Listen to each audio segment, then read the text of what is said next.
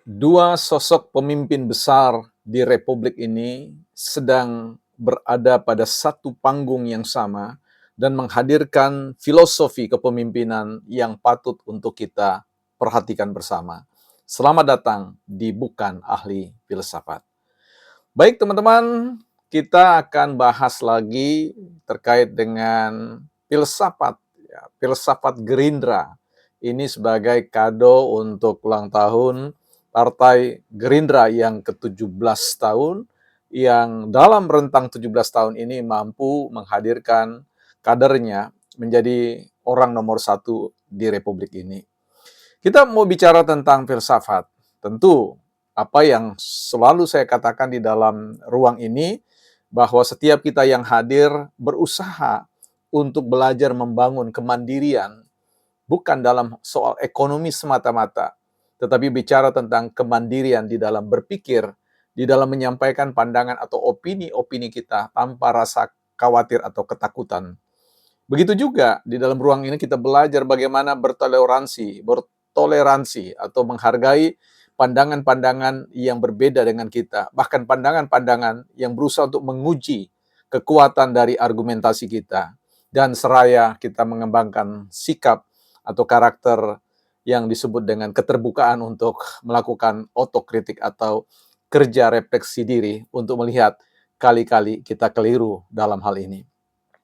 Baik teman-teman, dalam perayaan hari ulang tahun Partai Gerindra yang ke-17 ini, kita melihat ada momentum besar di mana dua orang pemimpin kita ini saling memberikan ya pidato yang menurut saya pantas dan patut untuk dicatat, direnungkan, dipelajari, dan bisa saja membuka ruang motivasi dan inspirasi bagi kita untuk belajar bertutur secara kenegarawanan.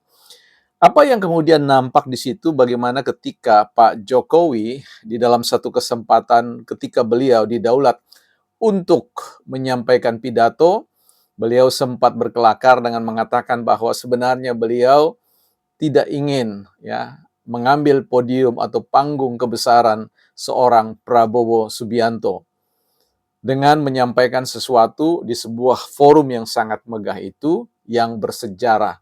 Dan tentunya ya beliau mengatakan karena ini adalah perintah dari panglima tertinggi, ya perintah dari seorang presiden, maka beliau mengatakan siap.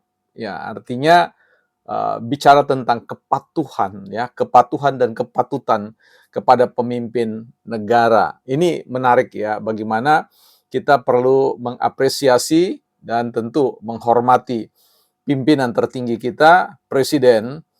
Tentu tidak berarti itu akan mematikan atau menutup keran pintu kita untuk mengkritisi berbagai macam perilaku politik atau sebut saja kebijakan yang dihadirkan.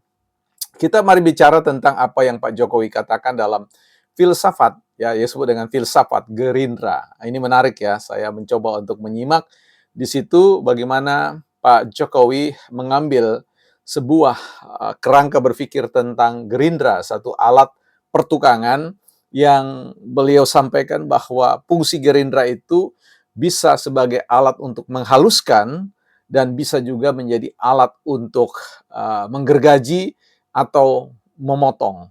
Ya, ini menjadi hal yang menarik untuk menggambarkan apa yang sedang dikerjakan oleh seorang ya Prabowo untuk berusaha untuk mengedepankan ya perilaku berpolitik yang sifatnya masih ya mengharapkan ada perubahan dari pihak-pihak tertentu yang dianggap bias atau keluar dari koridor ya kepatutan dalam rangka mengurus negara ini, sehingga beliau memberikan kesempatan dan menghaluskannya agar supaya masih bermanfaat bagi bangsa dan negara.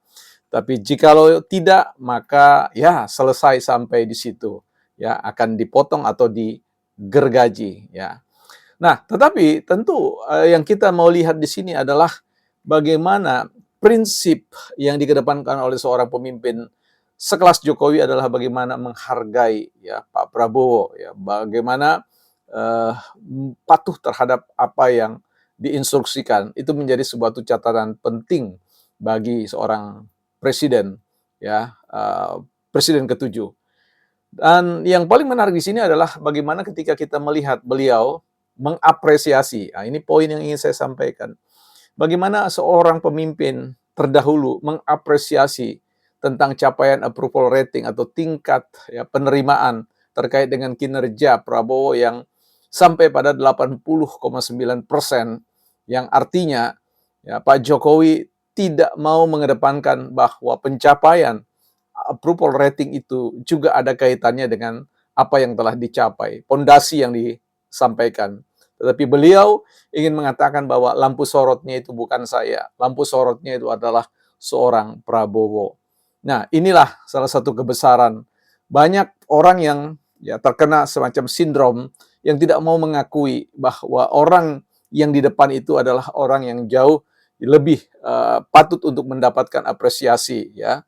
Inilah kerendahan hati yang luar biasa yang biasanya kita sebut kita sebagai pendahulu ini adalah lantai bagi generasi berikutnya. Kita adalah pijakan yang membuat mereka menginjakkan kakinya pada pundak-pundak kita dan mencapai ketinggian pada level yang baru.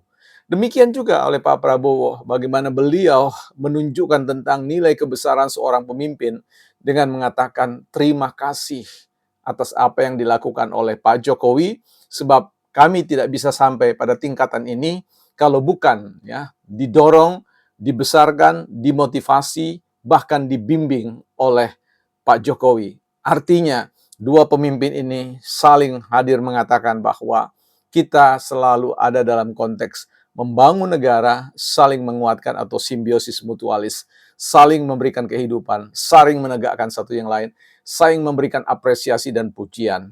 Tentu seorang yang kuat seperti beliau-beliau ini tidak lepas dari apa yang disebut dengan kekeliruan di sana-sini, tetapi ada margin error yang tidak perlu harus dibesar-besarkan. Harus melihat frame yang jauh lebih besar, ya, bahwa capaian-capaian yang dihasilkan bahkan dari seluruh presiden-presiden sebelumnya itu perlu diapresiasi. Sehingga inilah yang kemudian menjadi sebuah warisan legacy bagi regenerasi kepemimpinan bangsa dan negara kita ini untuk belajar mengarahkan masyarakat ini untuk belajar berterima kasih, menghormati, dan mengakui.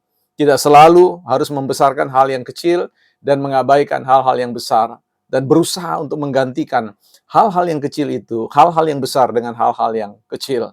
Setidaknya dalam hari ulang tahun Gerindra yang ke-17 ini, kita disajikan suatu tontonan yang menarik, suatu pembelajaran yang sangat inspiratif bagi kita, bagaimana saling memberikan penghargaan satu dengan yang lain di antara para pemimpin-pemimpin.